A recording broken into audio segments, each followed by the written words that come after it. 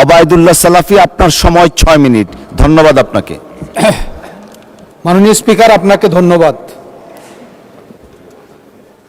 আজকে মহান সংসদে দাঁড়িয়ে আমি শ্রদ্ধার সাথে স্মরণ করছি 1947, 1971, 1990 এবং বিশেষ করে 2024-এর ছাত্র গণ অভ্যুত্থানের মধ্য দিয়ে যে ফেসিবাদ বিদায় নিয়েছে, এর জন্য যারা জীবন দিয়েছেন, শহীদ হয়েছেন, তাদের সবার প্রতি আমি গভীর কৃতজ্ঞতা প্রকাশ করছি এবং তাদের পরিবার পরিজনের প্রতি সমবেদনা জ্ঞাপন করছি।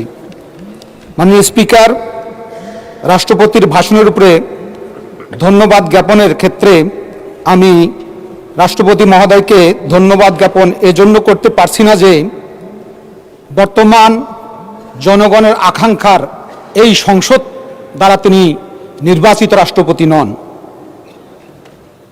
আরও এজন্য যে এদেশের মানুষের ভাগ্য নিয়ে যারা ছিনিমিনি খেলেছিল, দেশে যারা ফেসিবাদ কায়েম করেছিল, তাদের দোসর হিসাবে বর্তমান রাষ্ট্রপতিকে দেশের মানুষ ভালোভাবে চেনেন এবং জানেন, যার কারণে দেশের মানুষ মনে করেন যে রাষ্ট্রপতি যে ভাষণ দিয়েছেন সেই ভাষণ তিনি দিতে চাননি, তাকে দিয়ে দেওয়া হয়েছে।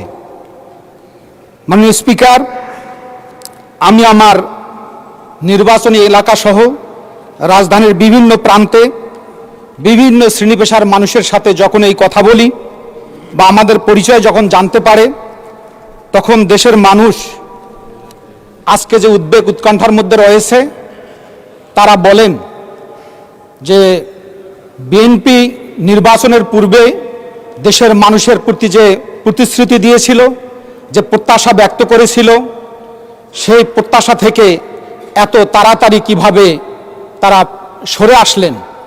যদি জিজ্ঞেস করা হয় তখন তারা বলেন যে আমরা তো খুব আশান্বিত ছিলাম, আমরা খুবই খুশি ছিলাম যে বিএনপি বলেছিল সবার আগে বাংলাদেশ। কিন্তু এখন দেখা যাচ্ছে যে বাংলাদেশ ব্যাংকের গভর্নর থেকে শুরু করে বিশ্ববিদ্যালয়ের ভাইস চ্যান্সেলর থেকে শুরু করে এমনকি আমার এলাকা তো আমি দেখেছি পেট্রোল পাম্পে তেল নিতে গেলে বিএনপির নেতাকর্মীদেরকে সবার আগে দেওয়া হয়। তাহলে এখন জনগণ বলতেছে যে সবার আগে বাংলাদেশ না সবার আগে বিএনপির নেতাকর্মীরা? এখান থেকে সরকারকে ফিরে আসার জন্য দেশের মানুষ অধীর আগ্রহে অপেক্ষা করছেন। মাননীয় স্পিকার, আমরা যখন গণভোটের কথা বলি, গণরায়ের কথা বলি, তখন ট্রেজারি বেঞ্চের মাননীয় সদস্যবৃন্দ বলেন সংবিধানের কথা।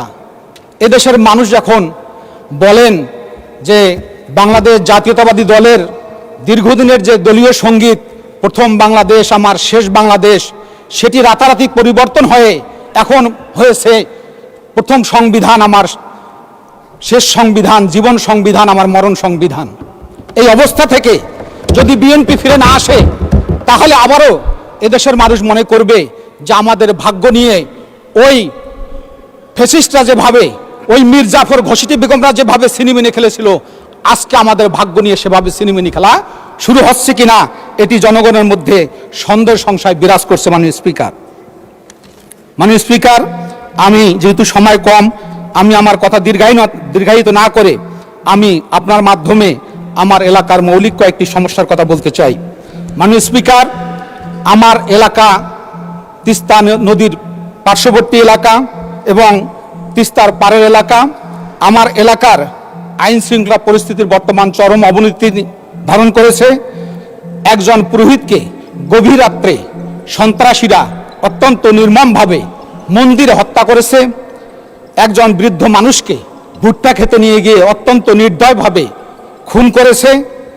প্রতিনিয়ত মোটরসাইকেল চুরি হচ্ছে, দোকানপাট চুরি হচ্ছে এবং মাদকের যে অভয়ারণ্য তৈরি হয়েছে, এর থেকে মুক্তির জন্য আমি মাননীয় স্বরাষ্ট্রমন্ত্রী মহোদয়ের দৃষ্টি আকর্ষণ করছি।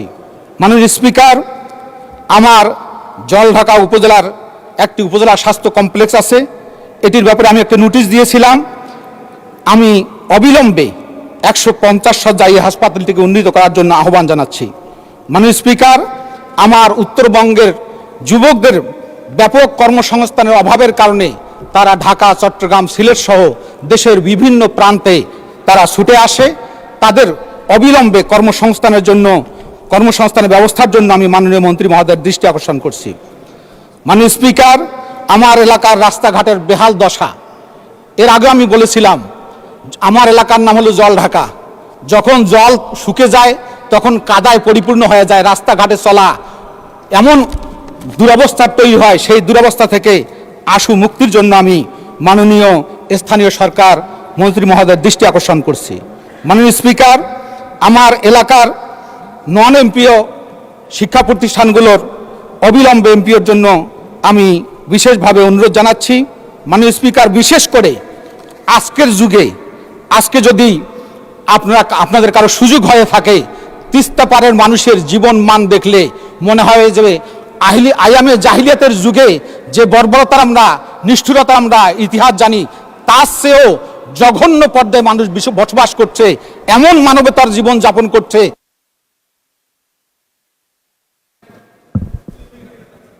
আচ্ছা, 2 মিনিট দেয়া হলো আপনাকে, ধন্যবাদ।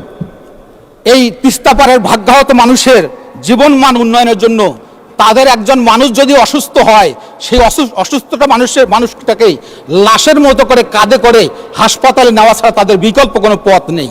তাদের একজন মানুষ যদি যে কোনো সমস্যায় পড়েন, সেই সমস্যার জন্য উপজেলা স্বাস্থ্য কমপ্লেক্সে আসতে তাদেরকে 6 ঘন্টা সময় ব্যয় করতে হয়।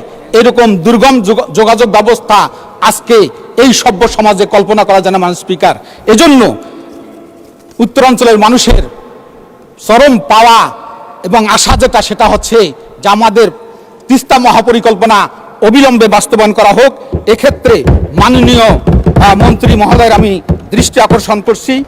মাননীয় স্পিকার, বিশেষ করে আমি আমার উত্তরাঞ্চলের জলঢাকার মানুষের যে রাস্তাঘাটের সমস্যা, চিকিৎসার সমস্যা, বেকারত্বের সমস্যা এবং তাদের এই সমস্ত সমস্যার কারণে তারা অত্যন্ত সামান্য রোজগারের আশায় রাজধানীর দিকে ছুটে আসেন, বিভিন্ন এলাকায় ছুটে আসেন। এই সব সমস্যা সমাধানের ক্ষেত্রে বিশেষ করে বর্তমানে আইন শৃঙ্খলা পরিস্থিতি এবং জ্বালানি সংকট অতি দ্রুত সমাধান করার মধ্য দিয়ে মানুষের আশা আকাঙ্ক্ষার বাংলাদেশ আমরা নির্মাণ করি, এই প্রত্যাশা ব্যক্ত করে আপনাকে ধন্যবাদ জানিয়ে আমার কথা শেষ করছি। আসসালামু আলাইকুম। ধন্যবাদ মাননীয় সদস্য।